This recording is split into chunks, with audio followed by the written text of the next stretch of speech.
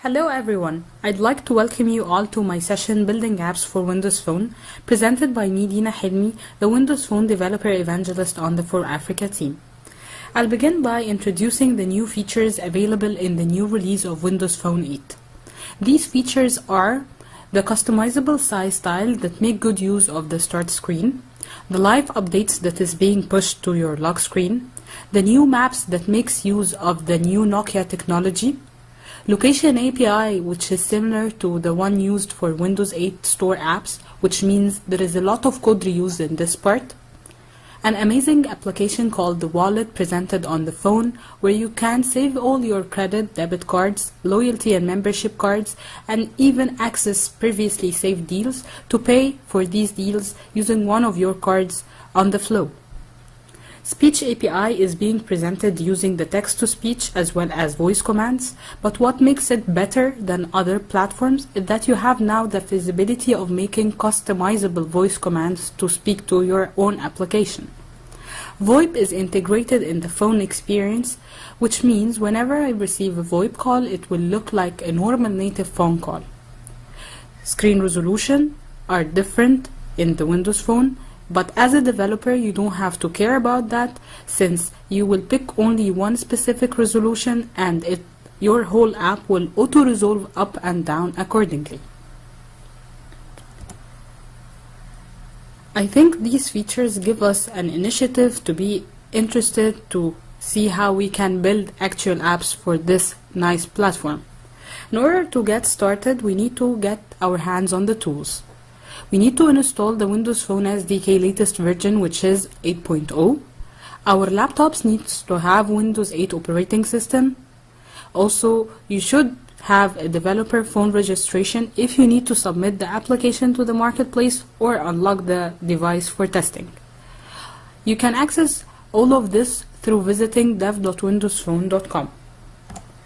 When I visit this site, I get hold of the SDK. I can view some sample codes to ramp me up, and I can submit my application there. Let's see how we can actually build an app on that platform. The most common way of building apps for Windows Phone is to define the UI using a language called Extendable Application Markup Language, the XAML, which is extracted from XML. The second part that you should care about is the logic. Logic is written using C# or Visual Basic according to the language that you know better. You will also have access to the .NET APIs and the Windows Phone Runtime APIs. Once I create a Windows Phone project, there are three important files that I should look at. The first file is called app.xaml, which is considered to be the application entry point. It contains all the global resources, services, events, as well as the main life cycle of the whole application. The second file is the Windows Mobile App Manifest, which contains the application development information, some capabilities, hardware requirement, as well as the packaging information of your whole app. The final file is the mainpage.xaml that contains the main view of the application and how it will look like. If we have a deeper look on the main page.xaml, you will see something like that. This is a single-paged application. Let's walk through the default control structure of this particular page. Basically, it has something called the phone application page, which is composed of a grid that has two rows. The first row has a stack panel that holds two text blocks. The first text block is the application title, while the second is the page title. Then the second row has the content panel, which is currently empty, where all the other content should be placed in. This is not the only form of application that could be created in Windows Phone. The main two flavors of any Windows Phone application is either to be a panoramic view or a pivot view. The panorama view offers a unique way to view your controls because you reimagine your whole app in the form of a magazine, where you can see that the content of this particular app is far beyond the screen boundaries. I will always see trimmed content to the borders of the screen, like that, so I'll have the feeling that I will have to scroll to the right side. Also, the name of my application is written in a very big font, and it keeps rolling in as long as I'm rotating my pages. The second form is the pivot, which is most likely to be used for large data sets, where I split these data sets according to a certain category, give this category a name, and when I pick this category, I can view the content of this particular page. The email is a very good example of that view. After choosing which flavor or which view you would like to develop the app for, you start thinking about the navigation and how can I make my own menu system. The most common way of doing that is by using the application bar. What are the application bars? Here, the circles that you see are called application bars with an icon and a text. You can have up to 4 application bar aligned beside each other.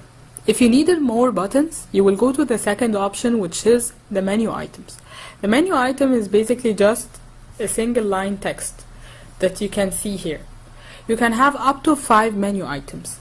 So in total, we have 9 buttons per page, 4 application bar and 5 menu items.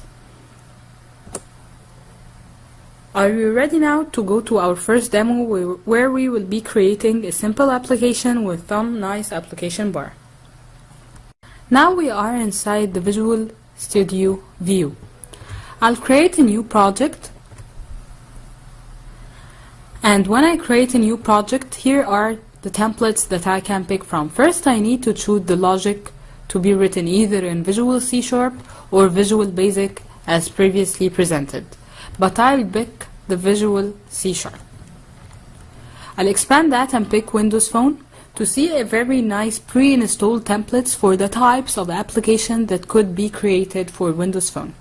I can have my single page app that we just viewed, or I can have a Windows Phone data-bound app where the data will be coming from a back end, or I can have a Windows Phone panorama view, a Windows Phone pivot app, or if I'm a gamer and I develop games, then I'll go for the Windows Phone XAML and Direct3D or Windows Phone XAML and XNA.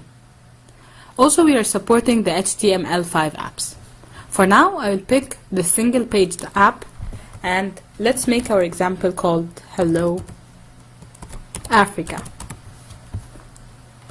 And I press OK. Once I press OK, I'm asked to select the target operating system. Since Windows Phone 8 is not the first operating system to be released for the Windows Phone, we have Windows Phone 7.1. We don't want to abandon the people using 7.1, so it's your decision. If you are not using any of the new features presented in Windows Phone 8, then target the OS to be 7.1. But if you are using the amazing features of Windows Phone 8, then I should target OS 8.0. And I'll press OK.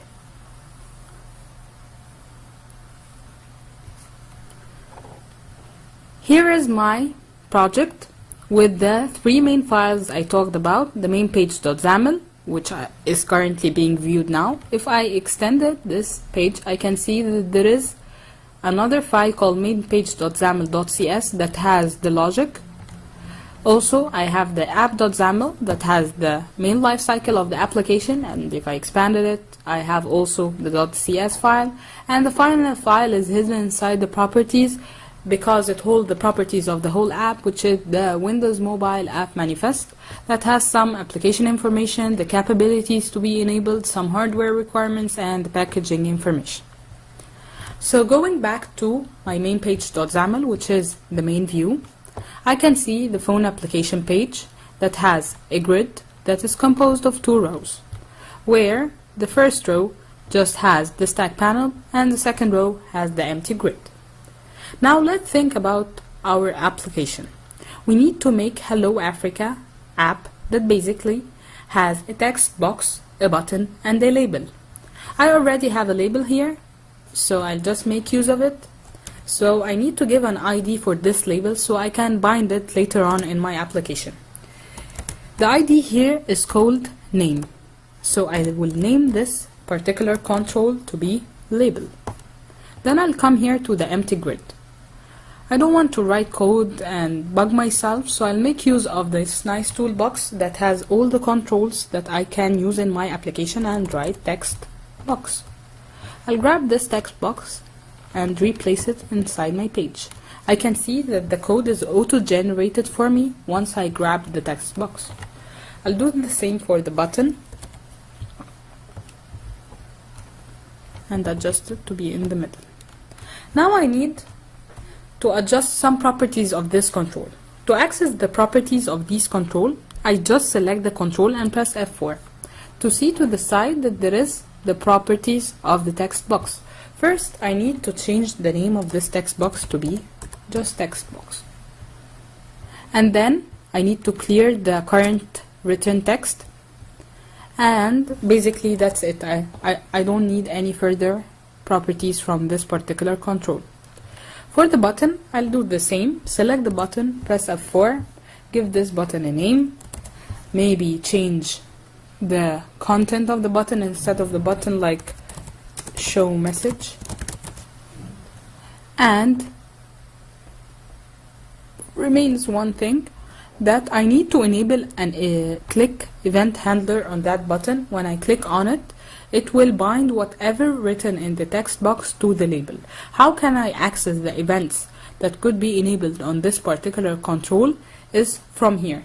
You can see this thunderstorm symbol where I can click on it, see all the available events for this particular control, and pick the event that I would like to enable, double click, it will auto generate it for me and even redirect me to the code behind right on the spot. Just write here that my label dot text should be equal to my text box dot text.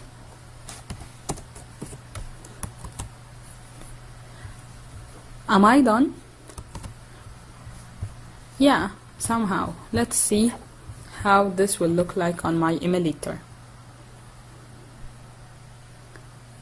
This is the nice Windows Phone emulator. I write here. I will tell you a trick here, since this is a touch-based phone, so whenever I have a text box, the soft keyboard auto-pops for me. But if I'd like to make use of the hardware keyboard installed on my laptop, I press page down, so I disable this soft keyboard and start typing from my hard keyboard. If I want to enable it back, I will make page up, select the text box, page up, I see it, page down, page up, page down, and now I'll be writing from here. Hello, Africa. Simple. I'll stop debugging and go back to my main page.xaml.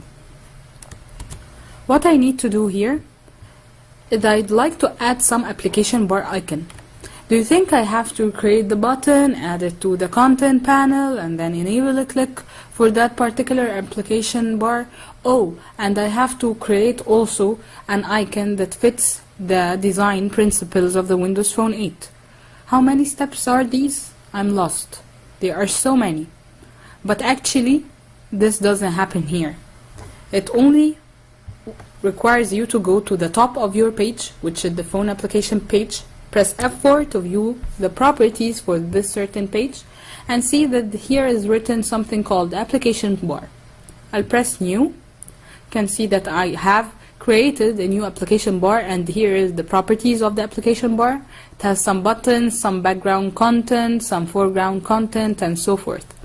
So I'm interested basically in the button collection. I'll press on these dots to find that here I can keep on adding the 4 application bar buttons that we speak about. So I press add and find here that here is the icon URI. So I have to create an icon and provide the URI. But what Windows Phone 8 has provided for me, a very nicely done preset icon images done to the standards of the phone to save me some time. This doesn't mean that I have to use only these icons. I can create my own, but if I'll use something that like the back, the add, or the cancel, things that are common, it just saves time not to create them again and make use of them right on the spot. So I'll add maybe a camera, and right here, snap it. I can add another button,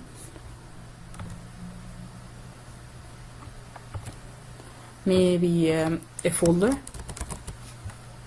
maybe name this photo.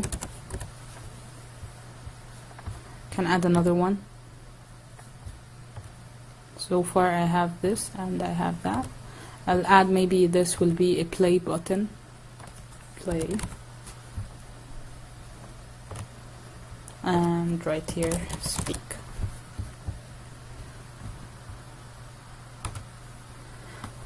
So as you see, I have created 3 nicely done application bar. Took me how long to do that? Just 2 steps. F4, new, and add the buttons. I can add also some menu items from here, which is basically text. Maybe my menu item will be called about.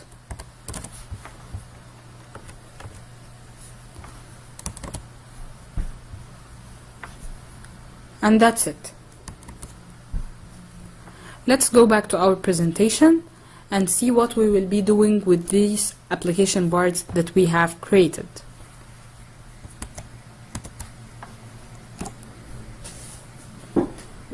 Since Windows Phone is offering a more integrated experience with the available sensors of the phone, it keeps on adding more and more sensors that you could use inside your application. The sensors are basically the things that you can use inside the phone. You have 2 types of sensors, either launchers or choosers. What is the difference? The launcher, from its name, launches something and it doesn't have to come back with a result, like launching the camera to get a photo, or maybe launching Bing Maps to view your current location. But what about the chooser?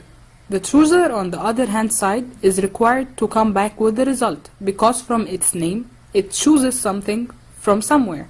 So like photo choosing a picture from your album to be pinned as your background screen. The gray ones has been already available in the previous OS 7.1, and these new launchers and chooser presented in the blue color are added for the new Windows Phone 8. I will show you how can you create a launcher and chooser, and how to impose even on a launcher to return back to your application a certain result. So let's take the camera capture task, which is basically a launcher, and the photo chooser task, which is a chooser, and see how they will be working.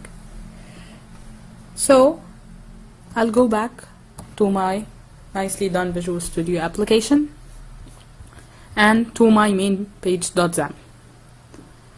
I need to enable some click events on these buttons. So I pick this certain button, press F4 to find that this is the property of this button, and here is the events for it. I'll name this event snap it click.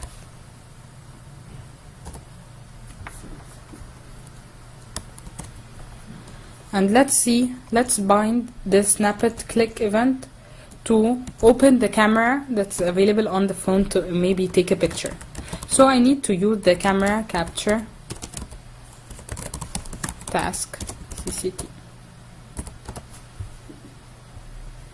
As you can see that Visual Studio have highlighted this task that it doesn't know it because it's missing a certain assembly or a library. And definitely in order to use this task, we have to import the Microsoft.phone.tasks. By this, I have access to all the other tasks, like the photo chooser task, for instance, is already available for me with no red lines. I'll come here to write CCT equal new camera capture task. And I have created a new instance of this new camera capture task. All I need to do here is to say cct.show. That's it. If we run this few lines to see how it works, I'll press on the camera. it will open for me the camera to take a picture, and since this is the emulator, it just shows a dummy image. I'll accept the image, and that's it. It's called the launcher because I have taken the image and I don't have to get back this image to my application to do anything. So if I'd like to check my photo albums, I'll find that inside the camera roll I have the current captured image that I just took from inside the application. So this is a simple example of a launcher. What about the chooser? Let's make this nice folder button, application bar, to have also a click event called maybe pick image.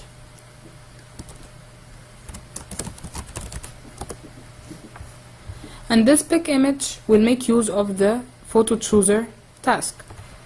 I will have to initialize this photo chooser task to be equal new photo chooser.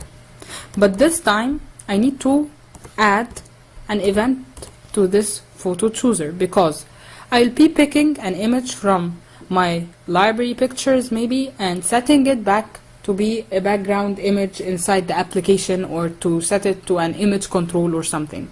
So I need to have something to check after taking the photo that it has been taken correctly and to assign it to some other control. So if I look here, I will find the properties available for this particular task, and here is a single event called completed. Pressing plus equal denotes that if I press tab, it will create a name for this event handler, and another tab will create the same name of this event handler but in the form of a method. I'll erase the content and place these few snippets of code. What I'm saying here basically is that if the taken picture is okay, I'll create an object of a bit image, and this bit image will be set to the current chosen image from my library.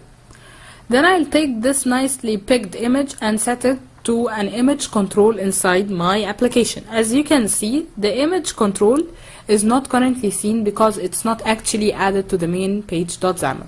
So this is what I will be doing now. I will go here, take an image, grab it, place it in place here,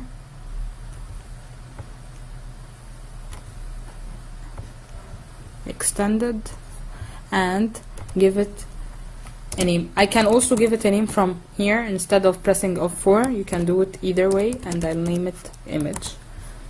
I'll go back to the code behind to find that the red line has disappeared. The only remaining thing is to come here and say pct launcher.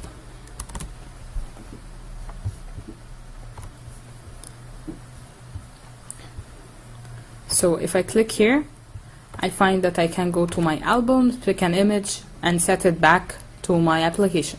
Was this hard? It's really easy, and it is actually giving the integrated experience with the phone itself. If you'd like to impose on a launcher, like the camera capture task, to return back with the result, basically we'll do the exact same thing that you have done with the chooser. I will impose on this camera capture task, which is a launcher, a completed event, plus press plus equal, double tab, create the same exact few snippets of code, and go test it.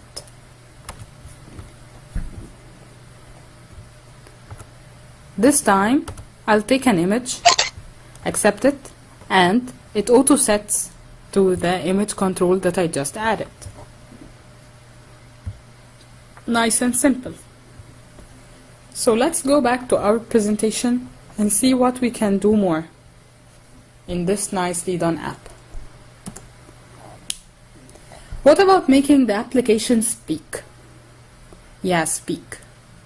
We will make use of the speech API, the different types of it, either a text-to-speech API or the voice commands API. Which one you'd like to start with? Let's start by making the application making use of the text-to-speech API. So let's make the app talk. Go back to my application.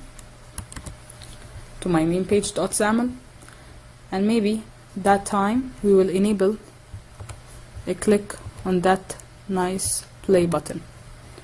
So I'll press F4, have access to the click event, say speak underscore click, and now what I have to do, I'll create a method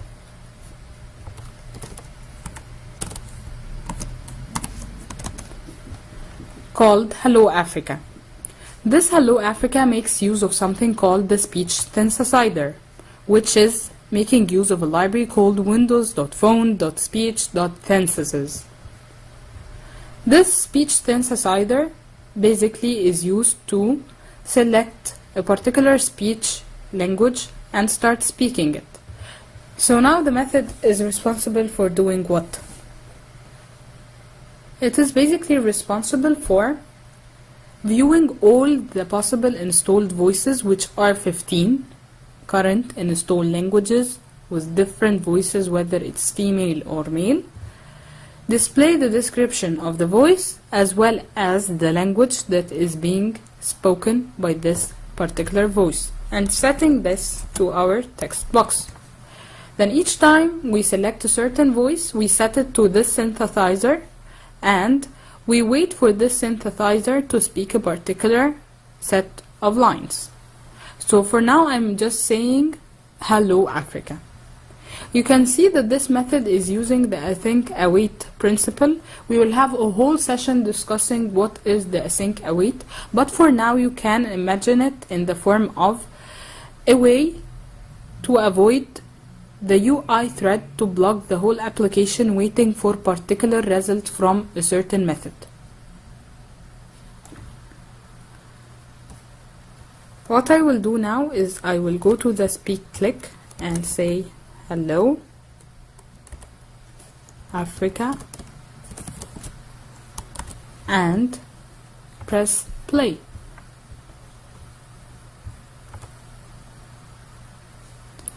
Whoa, I have an exception. Why is that? Now I'm trying to use a capability that I didn't enable, and it says that I'm trying to access the speech functionality that requires the ID cap speech recognition to be defined in my manifest.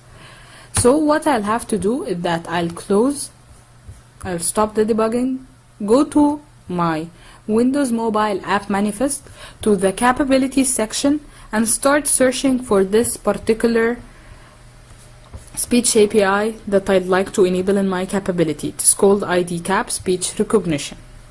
And I'll try to rerun my application once more.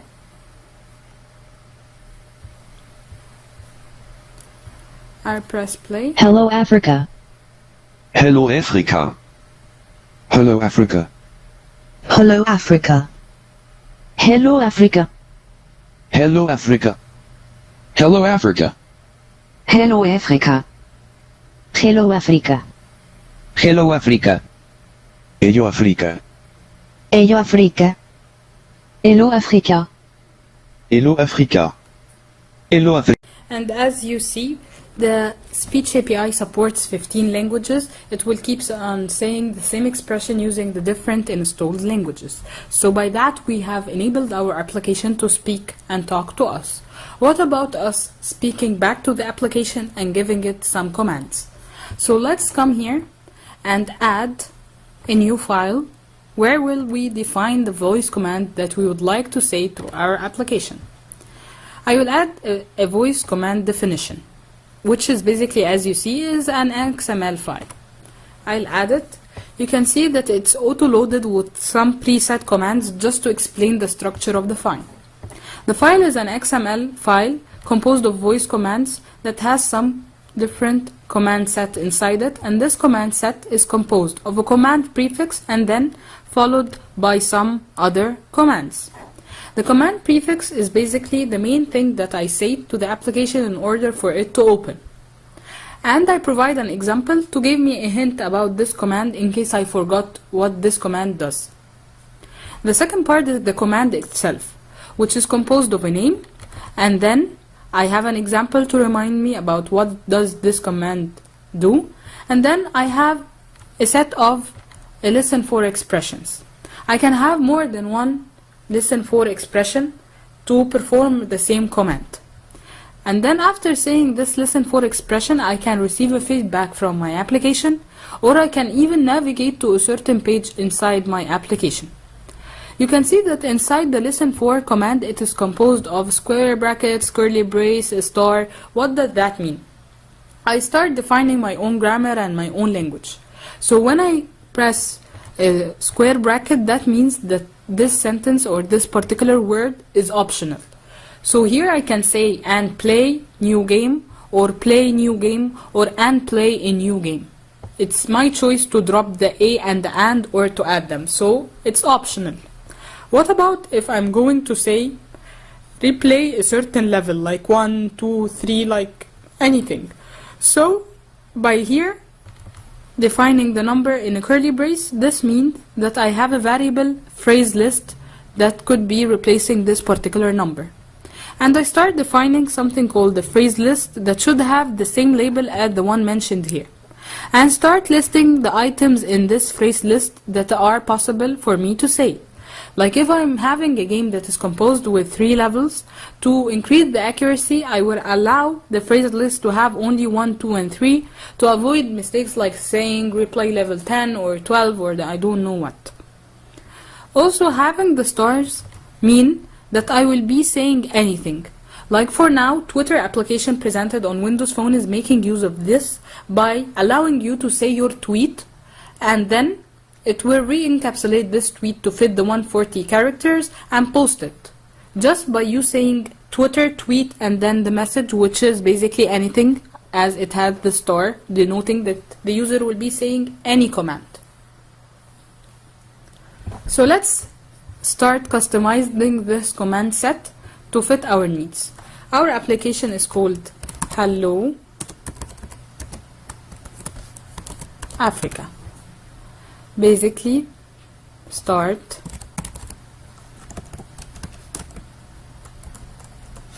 Hello Africa.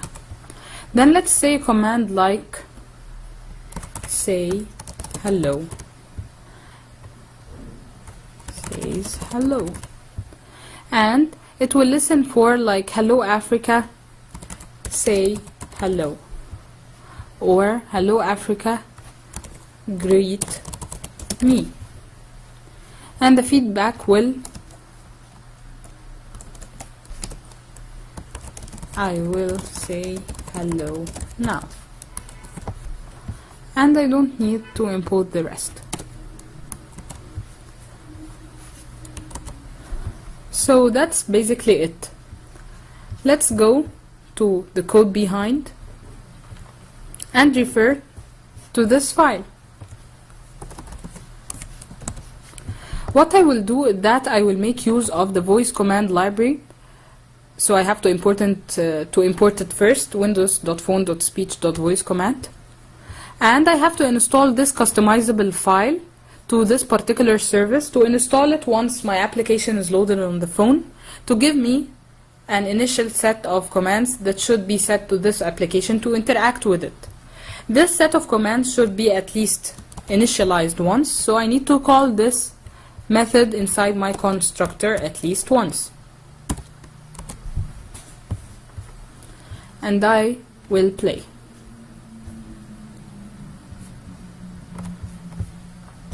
In order to enable the voice commands, I don't have my application to be actually running. All I have to do is to make a long press on this window sign to see that it populates for me the default commands that I can say to any application. Like I can say call anybody, find anything, open anything, text somebody, or note something. I'll accept this commands and see that it's listening for me. If it's my first time to use this voice command thing, so I will press on the question mark where I will be redirected to what I can say using the common commands, which I just presented, and the apps that currently make use of the voice commands, and we can see that Hello Africa is listed there. And here you can find some more commands for you. So I will speak. One more thing before speaking.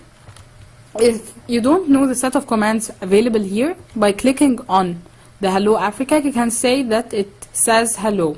Like I can say hello. So let's speak and see how this will be working. Hello Africa.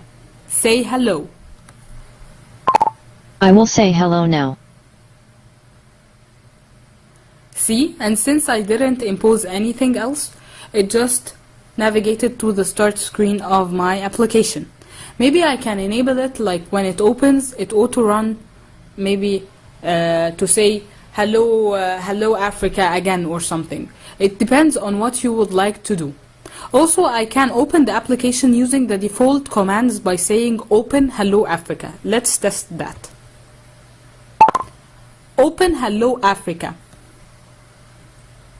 Starting Hello Africa. You can see that the feedback message now is different. It says starting Hello Africa and not I will be saying hello now, because this is the default way of doing it, that I don't need to impose a certain grammar to write it. But when I use my specific expression to open the application or to go to a certain part in the application, it replies with the custom feedback that I have just written. Isn't that awesome? Let's see what we can do more with Windows Phone. So far we had allowed the application to talk and to talk back to the application. Would you like to see how we can impose the lock screen notification? Let's see how the lock screen notification works. In order to see the possible apps that could push live updates to the lock screen, we visit the settings, where we check the lock screen options to find that there are 3 ways of pushing information to the lock screen. Either to make your app provides the background image, or to make your app provide a detailed status update, like the one shown here, or to have your app providing quick status update, which is an icon with a number. You can have up to 5 application pushing quick status update, 1 application pushing detailed status update, and 1 application pushing your background. So let's see how we can make our application enabling this nice feature of the lock screen notification.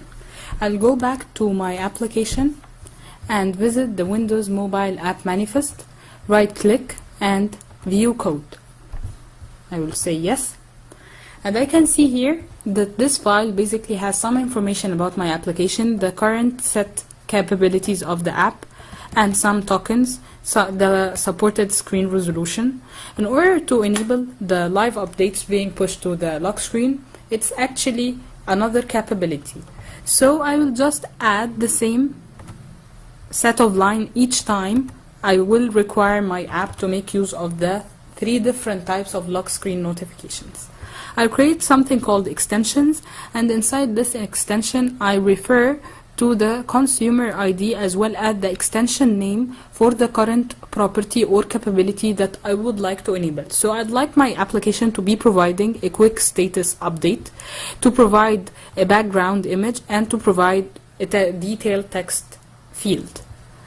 So since I'm not doing any push notification currently, I will just force a number here inside the count of my application, and maybe a nice image to be visible for the quick status update. I will grab here the image. I don't have to provide the full path of my image, so I'll start only from the assets part. Refer to this path that it is relative, since I'm not providing the whole path, saying that it is not a resource, and then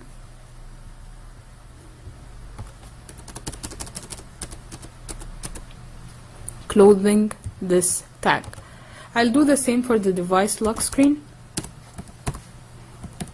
True is a resource. False. Take the same path, copy and paste it, and I'll have also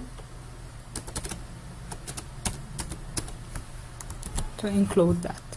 So let's run my application on the emulator. I'll go to my start screen, visit the settings, pick lock screen, and then once I open the background notification, I can see that my application is listed among these applications that can provide actually a background image. Also, for the detailed status update, it is listed that it can provide a detailed status update, and for the quick status update, it can provide a quick status update, and here is the icon of the application. In order to simulate the lock screen on the emulator, I have here some nice simulation dashboard that is presented by this icon. When I click on, I can choose my simulator to be locked, open the simulator again to see that now it shows a quick status update with the icon image and a number. And I can unlock my phone now. Isn't that nice? It's amazing.